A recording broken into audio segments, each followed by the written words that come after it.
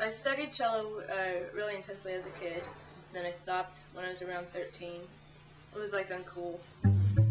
Actually, I was never conceived, and I don't expect to be believed. But I found my mouth stitched shut with glossy pink thread. When I think of the life-filled love life that I've led, rowboats all day with cod flat and neon, with tongue made of ivory, my teeth are all gone. The bones in my face, they weren't here all along. I'm straight and I love your coffee cake.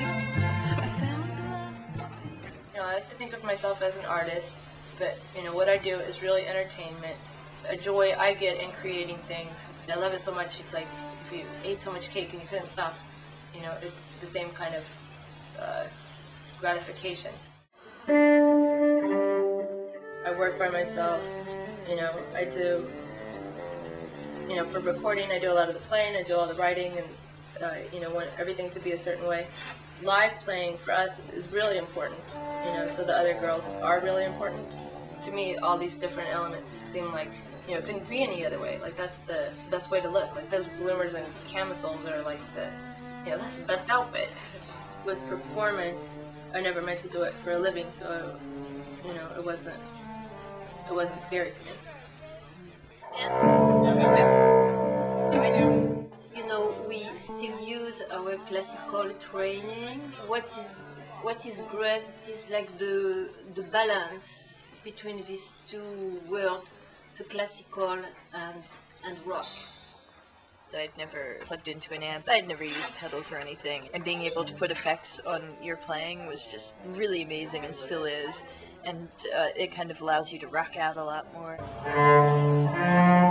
When I started to play rock with distortion, my poor cello, I never asked him what he thought about it, but I think he was extremely shocked because he's French like me. A lot of times I'm creatively fueled by anger, like when I prove a point. You know, I'll show them. If it gets me started, you know, then it seems okay. The record is called Cabin Fever. I recorded here over the summer in my house with the equipment of today. I can make a great sounding CD, and just the equipment is better and I can express myself better. I try to write as characters in a scene, but I think I can't avoid that, you know, it's about me way underneath. You know, as time has passed, I'm more willing to put something directly about me. Each segment of what I do is so compartmentalized. Like, I don't write music all the time. I'm not really prolific. I try to write a good record. I try to make the music that I want to hear, that I'm not hearing somewhere else. And also, I try to make us look like something I want to see. Like, despite the fact that we are, you know, like chained to our chairs. I'm gonna wear these socks. What do you think? Nobody can talk to me in my office. You want to talk to me? Knock on the plexi.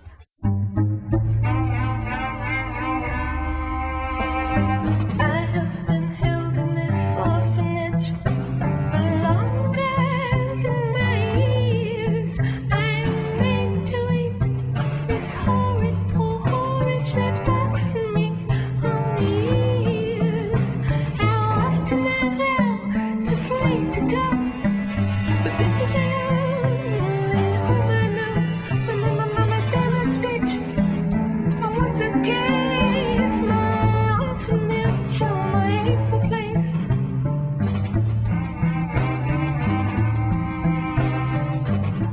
In a band, you can't hear the cello. It's always just a decoration. So that's a lot of how I got the idea to do this group. I put an ad in the Voice, and it said something like, you know, ladies wanted for an electric cello choir. Rasputina needs cellists. Cellists needed to complete female rock cello trio. And, you know, I met all kinds of crazy people. So I said, you know, if you want me, you call me, and because I'm living in France tomorrow. People that, you know, would really like to learn how to play the cello and would like to join the band.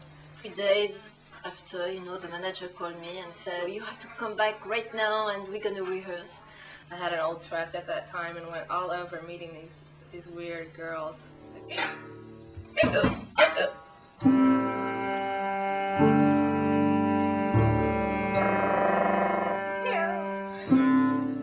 know, these subjects I get excited about. I'll write a song about it, you know, Howard Hughes or, you know, cholera or whatever. I'm saying, you know, like, hey, look at this.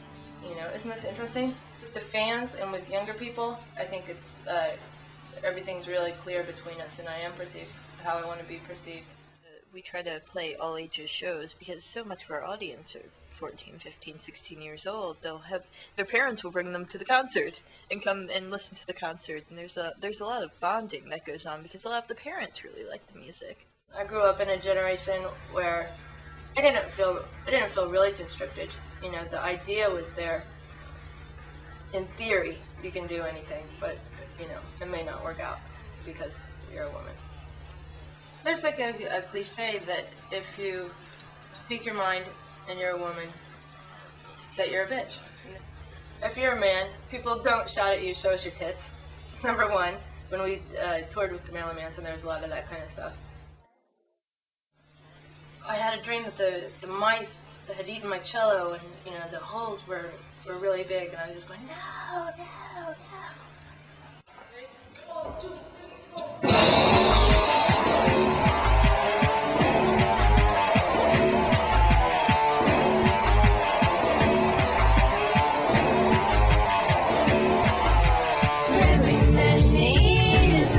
The Bolivians were starving, so they had rats as big as ponies there. They asked the Pope to declare them fish. We thank the Pope for granting us this wish. When Friday comes, we'll all call rats fish. We catch 'em with the net, you with the gun. Call it all for pride when we're done.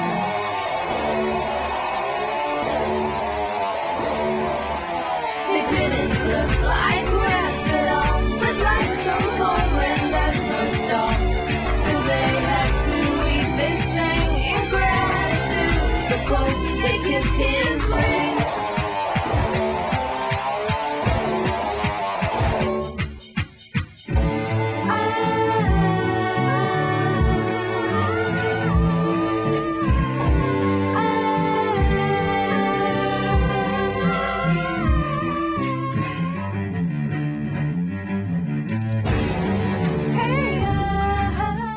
That was an amazing experience to tour with Marilyn Manson. Just it came out of nowhere, you know, and we were really scared, like, you know, why does he want us? And it couldn't be possible. And he was at the height of his, you know, he was hot. The first show was really, really rough, and the audience was rough, and they'll throw anything they get their hands on. And, you know, the cellos are like from the 1800s, they're worth, you know, thousands and thousands of dollars. You can't have rocks being thrown at them. You know, we can't function. We couldn't go on. We didn't know what to do. We were, you know, totally shell-shocked. And if we were afraid, it was like they could smell it.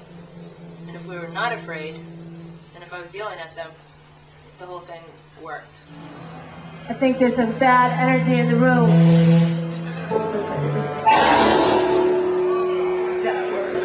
By the end of the tour, we were even playing our most, you know, fragile songs and making it work.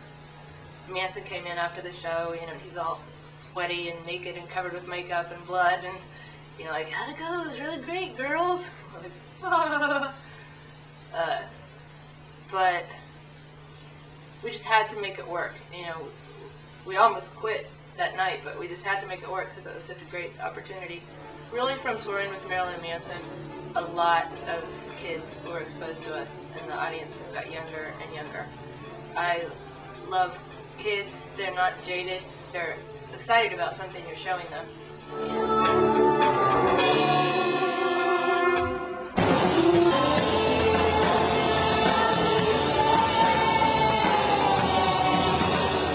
But then you get all these kids exposed to what you're doing, and then they do buy the records, and they can hear the musicality and get into different ideas. The kids are much more, they come to talk to you, and when they say, I love you, you helped me when I was depressed, when I was sad, and you know that it's true. I feel like we've had a big influence on cellists. We've gotten a lot of people to take up the cello. There's things like that that are worth more than any money.